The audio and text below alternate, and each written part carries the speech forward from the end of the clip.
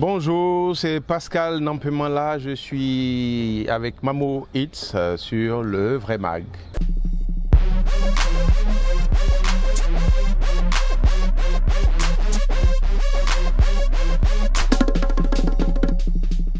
Alors, je suis artiste plasticien, c'est comme ça que je me définis parce que je considère que je pratique de l'art. Après, je n'ai pas de discipline privilégiée.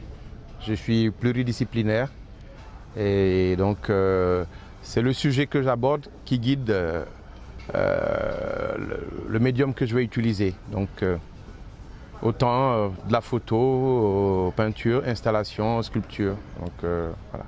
Alors le matin, je me lève, je traîne dans le lit d'abord, ensuite ma douche et après café. Oh mon Dieu, mon inspiration. Est-ce que je suis inspiré d'ailleurs? Je ne sais même pas si je suis inspiré. Je pense que ce qui me pousse à créer, c'est tous les problèmes que je rencontre. Tout ce que j'observe comme problème du monde, des autres, de l'humain. C'est-à-dire, j'écoute les médias, tout ce que je trouve un peu mal foutu ou bien pas clair, ou tout ce qui m'interpelle. Ou bien je suis dans la rue, tout ce que je vois qui m'interpelle, oui, c'est le quotidien des gens, c'est notre vie, c'est l'humain. C'est l'humain qui me pousse à créer. Je ne sais pas si c'est de l'inspiration, mais en fait, c'est tout ça qui me pousse à créer. Je suis un enfant des Agitas, je pense. Et quel rôle je joue? Est-ce qu'on a vraiment... Je ne sais pas. En fait, dans Agita, les rôles ne sont jamais très définis. C'est en fonction d'un projet. Par exemple, dans Agita, si un membre de Agita convoque les autres membres et qui dit « j'ai constaté telle chose, j'ai envie qu'on pose un travail autour de cette question », cette personne-là devient la porteuse du projet et devient le chef de ce projet jusqu'à ce que ce projet voit le jour. Après, c'est lui le boss, c'est lui qui est venu avec son idée, les autres ont adhéré et voilà, on le déroule. Donc, les rôles, ils changent chaque fois en fonction.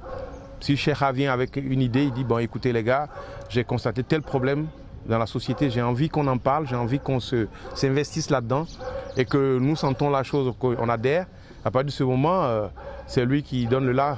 On le suit, on l'écoute, il donne ses idées. Après, bien sûr, on l'enrichit avec nos idées aussi.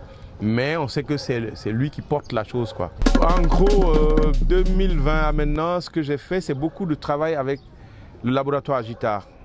Parce que avec la pandémie, il fallait faire des choses. On s'est investi socialement, beaucoup socialement. Tous les projets que nous avons proposés pour le parcours, c'était autour de la question des enfants.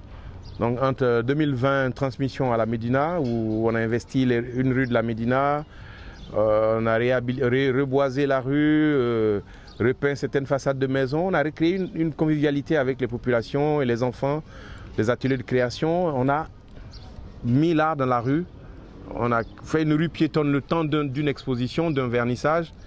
Ah, c'était pas mal, je pense que oui, ça c'était notre investissement social.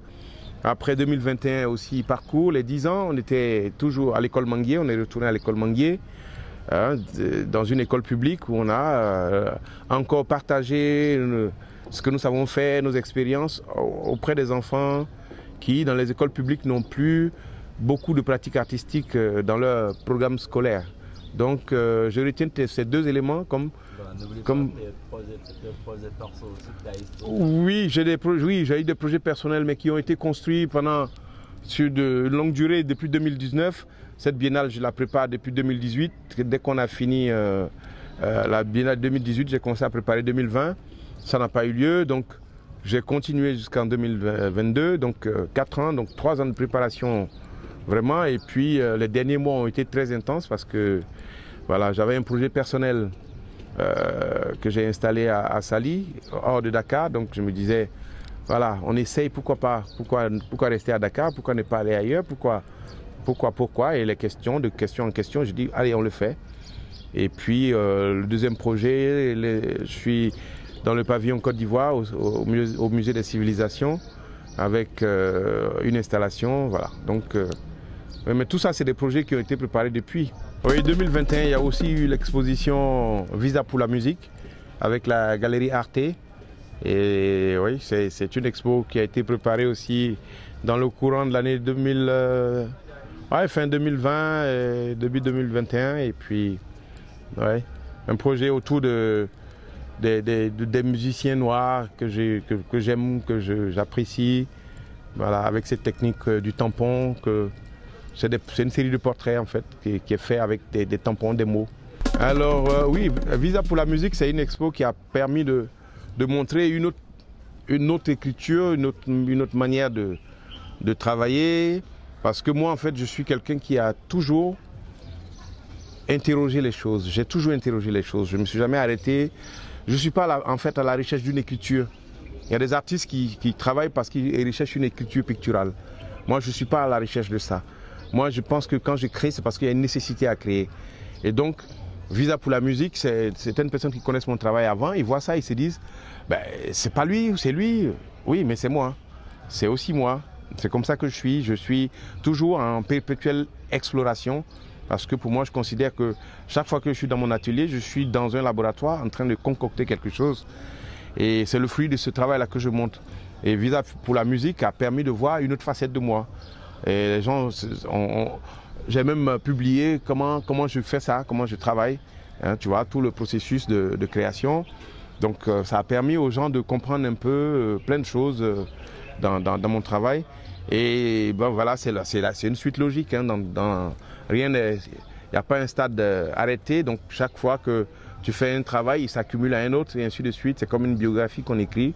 Elle n'est jamais finie. Chaque fois tant qu'on est encore vivant, notre biographie elle s'écrira. Et donc, oui, ça a débouché à la dernière expo, le fil d'Ariane. D'ailleurs, il y a quelques pièces de Visa pour la musique qui sont exposées dans cette expo. Je ne sais pas si c'est une spécialité sénégalaise, mais je sais que le Sénégalais adore cette chose-là. Le tama. Je sais que ce n'est pas typiquement sénégalais. Hein, c'est ouest-africain aussi. Mais le tama, je pense que jouer au Sénégal, et il a une spécificité. Je l'entends comme un son qui parcourt tout le corps. On dirait qu'il joue avec le rythme cardiaque, le tama, quand il est joué. Parce que il te remue, il te secoue, tu ne sais pas pourquoi. C'est-à-dire on peut jouer du malard. Tant qu'il n'y a pas le tama, bon ça va, tout le monde, voilà, on bouge coolement quoi.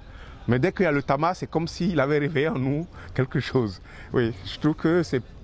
Ouais, je serais un tama. Alors, quel regard. Le milieu artistique sénégalais, mais c'est très complexe. Il est un peu à l'image de beaucoup d'autres. Mais je vais parler de la particularité sénégalaise. C'est un bouillon de création. Voilà, c'est très créatif, c'est-à-dire, c'est très... il y a plein de choses qui sont inspirantes. Il y a beaucoup de choses qui interpellent. Il suffit qu'on soit un peu créatif, qu'on observe notre quotidien, juste un déplacement dans une rue, juste on est face à des questionnements, face à des propositions qui même des fois tendent à être artistiques, même si à la base elles sont purement commerciales ou purement elles ne sont pas liées à l'art, mais juste sortir, voir un jeune vendeur de chaussures, comment il a installé les baskets, on a envie de dire, mais merde, c'est une installation, quoi.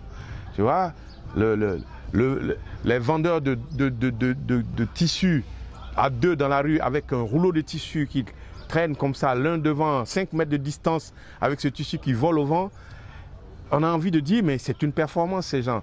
Donc, tu vois, bon, donc le milieu artistique, il est à cette image-là. Il est aussi imprévisible, mais en même temps très créatif. Par contre, il a le même problème que tous les pays africains. Le marché de l'art n'existe pas encore, il n'est pas installé.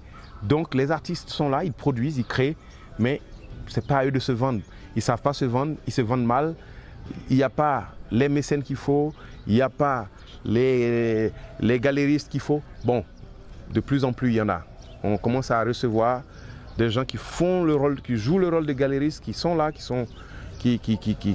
provoquent des situations, qui posent des nouvelles propositions. Mais on n'a pas encore un marché de l'art carrément installé. Donc, ça n'empêche pas. Mais c'est un milieu très créatif. Voilà. C'est vrai, je suis ivoirien, mais je suis né là-bas, c'est pour ça que je suis ivoirien. Mais sinon, au fond, je pense que j'aurais pu être sénégalais ou malien ou guinéen. Après, oui, je suis très dakarois en même temps parce que ça fait 22 ans que je suis là, je suis au Sénégal. Et j'ai plus d'amis sénégalais que d'ivoiriens. Je vis ma vie là, je suis bien avec les gens qui m'ont bien accueilli, je suis bien avec eux, j'interagis bien avec eux, je me sens bien là, voilà, je sais pas, je pense que je suis à la bonne place. Alors la Biennale 2022, déjà pour moi c'est une biennale qu'on va encore avoir pendant longtemps dans les mémoires. Parce que c'est une biennale qui, au départ, elle devait se tenir en 2020. Elle ne s'est pas tenue. Et jusqu'à un an de cette biennale, on ne savait pas quoi en penser. Elle aura lieu, elle n'aura pas lieu. Tout le monde s'interrogeait. C'est quoi cette équipe? Les gens, certaines personnes disaient non, on ne les connaît pas bien. Le directeur artistique, on ne le connaît pas bien. Oui, il est connu, le directeur du musée de l'IFAN quand même, il a fait des choses. Mais les gens, voilà, tu sais, tout le monde était un peu sceptique. Et puis, on ne sentait pas les choses venir, tu vois. Mais ils ont bien joué le jeu, ils ont bien travaillé derrière, ils se sont entourés d'une belle équipe. Et cette biennale, pour moi, elle est juste magique. J'ai vu des super belles propositions, j'ai vu une qualité de propositions. J'ai vu une effervescence, comme si le peuple avait soif de cette biennale. J'ai vu à l'ouverture à l'ancien palais de justice, comment les allées étaient bondées. Voilà, tout le monde bougeait dans tous les sens, les gens avaient envie de voir. Et les jours qui ont suivi, et j'espère que ça continue comme ça. Ouais, cette année, il y a des concerts réguliers à l'ancien palais de justice. Il y a une animation qui tourne autour. Oui, je pense que cette biennale, c'est une très belle réussite. C'est un beau challenge qui a été relevé, avec des équipes. Voilà, la scénographie de Khalifa, je la trouve juste magnifique au palais de justice. Les œuvres sont installées dans ce décor, dans ce beau volume de ce palais de justice, qui le rend encore plus majestueux, et les œuvres aussi. Tu vois, il y a tout, c'est magnifique, c'est une belle biennale. Et le nombre de propositions de off qui ont été proposées, près de 400 espaces off avec des expos de la diaspora, hors du Sénégal même. Il s'est passé quelque chose d'extraordinaire. Donc la biennale, elle est mature. Elle fête ses 30 ans, elle a bien fêté ses 30 ans. Et voilà, on peut dire chapeau à toute l'équipe de cette biennale, du comité scientifique, à toutes les petites mains qui ont fait tout le travail, et vraiment chapeau. J'en ai plein la tête, plein les malles, plein les caisses, plein les papiers, plein les cahiers, parce que voilà, comme je suis pluridisciplinaire, j'ai des projets de séries télé, de courts-métrages, de longs-métrages, j'ai des projets d'installation, d'exposition, j'ai plein de projets.